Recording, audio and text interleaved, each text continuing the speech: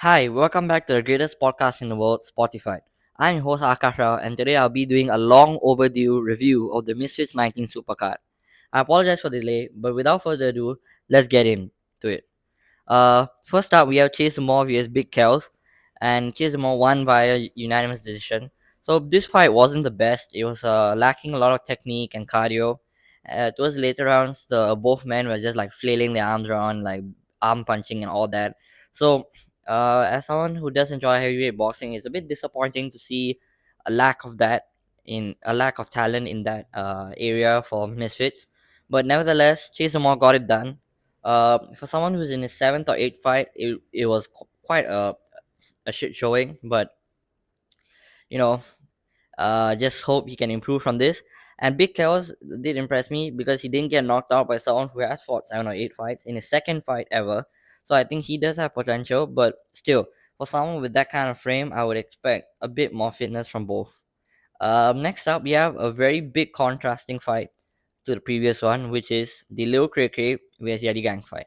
So I was excited for this, perhaps more than most people, because I know that the lightweights are filled with people who have excellent technique, cardio, everything, and this fight was a display of just that. Lil Cray Cray utterly dominated Yeti Gang TV other than the third round.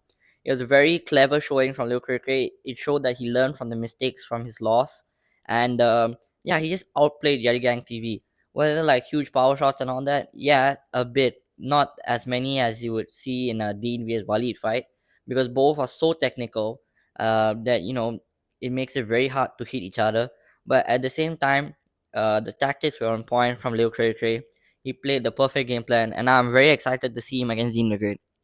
I think he's going to be the most credible and the most toughest challenge for Dean the Great since Walid in the first fight.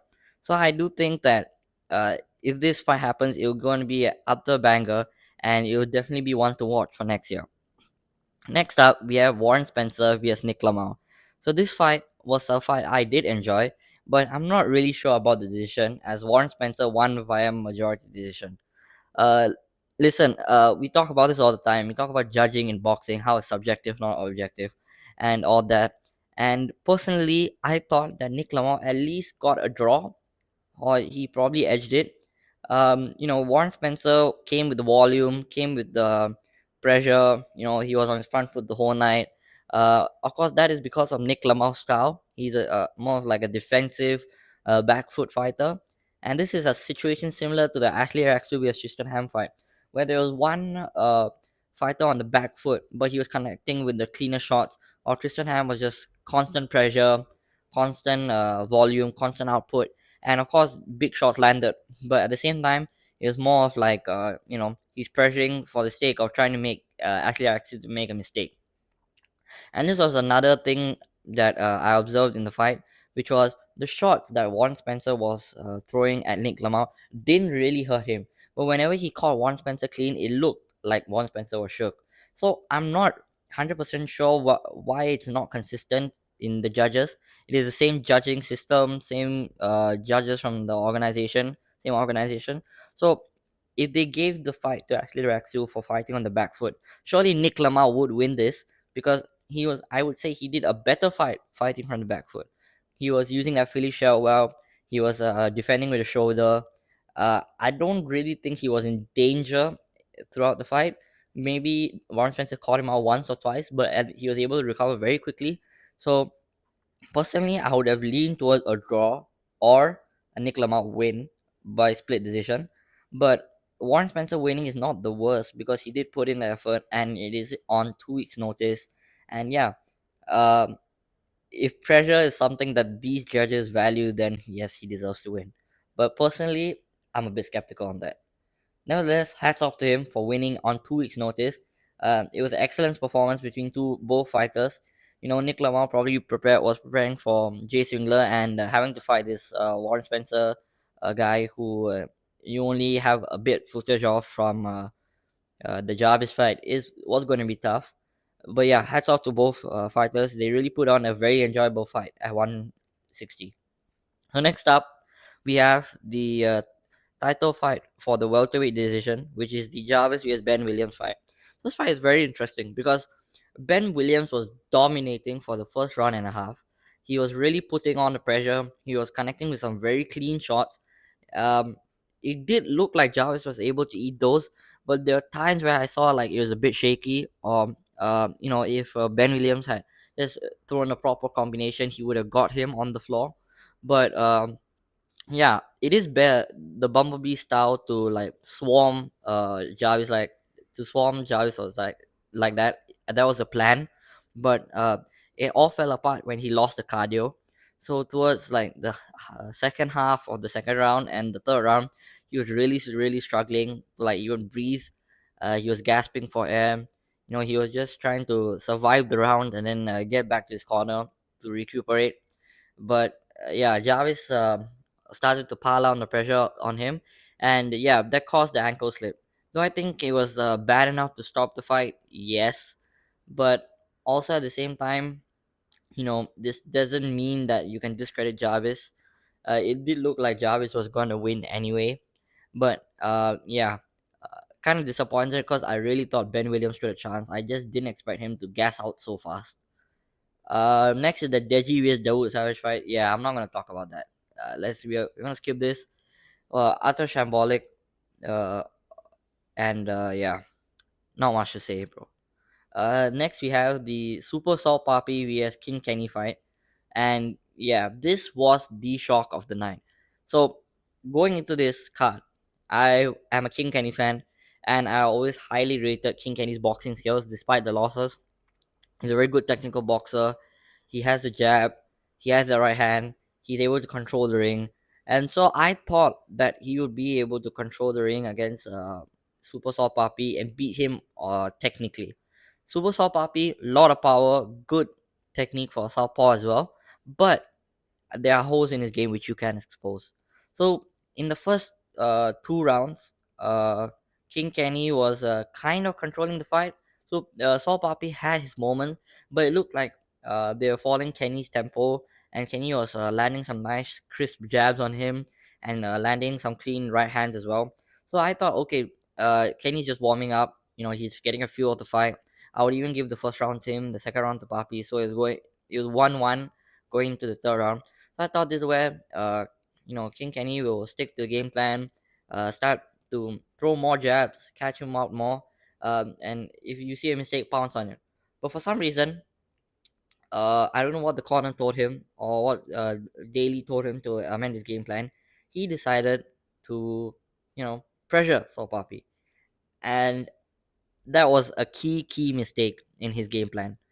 So, for some reason, King Kenny likes to keep his hands down when he's throwing a punch.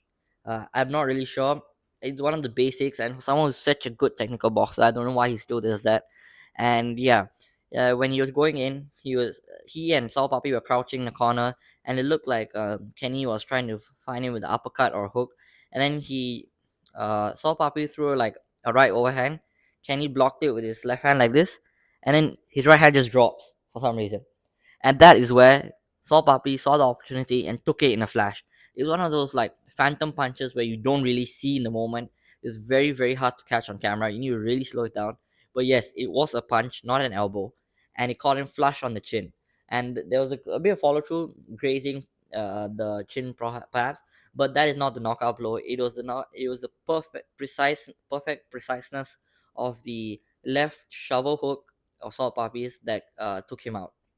And that was honestly one of the scariest influencer KOs I've ever seen. Kenny was crumpled on the floor.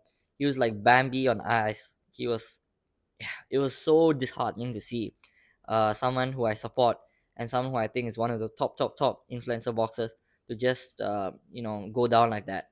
But he did his best. He tried to get back on his feet, and he looked ready to go.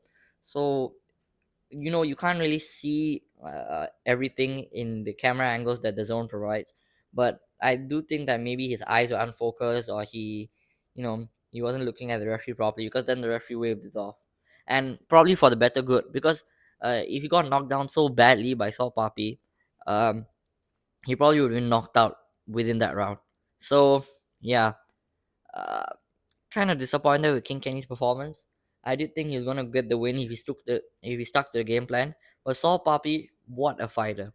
Yeah, the comeback from the two consecutive losses have been utterly amazing. A lot of people did agree with me in the sense that King Kenny was going to win.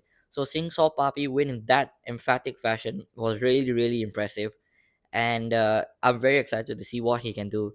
As for King Kenny, at this point, every big fight he tends to lose. So I think he needs to probably take a break, sort out his mental, fix some of the basic techniques, come back with a warm up fight, and then go straight in for that Super Salt Puppy rematch. He has to right that wrong, and once he wins Salt Puppy, he can go on to bigger, better things, like he was saying in interviews before. Finally, we got our main event for the night, Anissa and Gabe via Slim Albaha. So again, I had Slim for this, not because I underestimated Gabe, but because I thought that Slim had major, major power in that right hand sniper and that he could just take him out. Unfortunately, it was a beatdown. Anissa and Gabe dominated. I would give him 6 rounds to 2, yeah, or even 5 rounds to 3 if you're being you're being kind to Slim. But yeah, he kind of dominated the fight. He fought not a really technical fight. He fought a more of a dirty fight. He tired out Slim in the clinch, gave some good body shots. Credit to both fighters. They were eating some serious, serious shots. They both showed that they have serious chin, and Slim did fade out a bit towards the later rounds, which allowed Gib to dominate. And wow, Gib's cardio, man, utterly exceptional. Everyone was like praising his cardio, like, oh, it's amazing. I didn't really get it because I'm not really seen it before. But he looked ready to go another 8 rounds after the 8 rounds.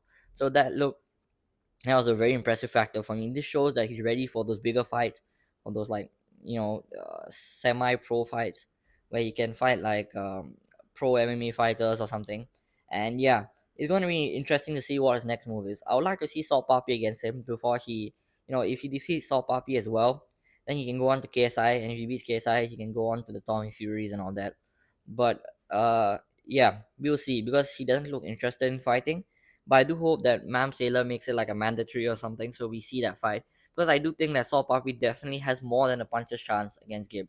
You know, uh, Kenny was supposed to be this great technical boxer, and he just dismantled him with ease. Even during the round that Kenny won, or the flip round, which I kind of gave to Saul Papi, Saul Papi was landing like amazing shots, and he was back to that counter puncher style that we kind of know him for. And yeah, it's going to be an interesting fight to see. That's it for this review. I hope you guys enjoyed this video. Do let me know what else you guys want me to cover. I know the content has been a lot of influencer boxing lately, but don't worry, I'll be back to football and F1 soon. And yeah, I'll see you guys on Spotify in the next episode.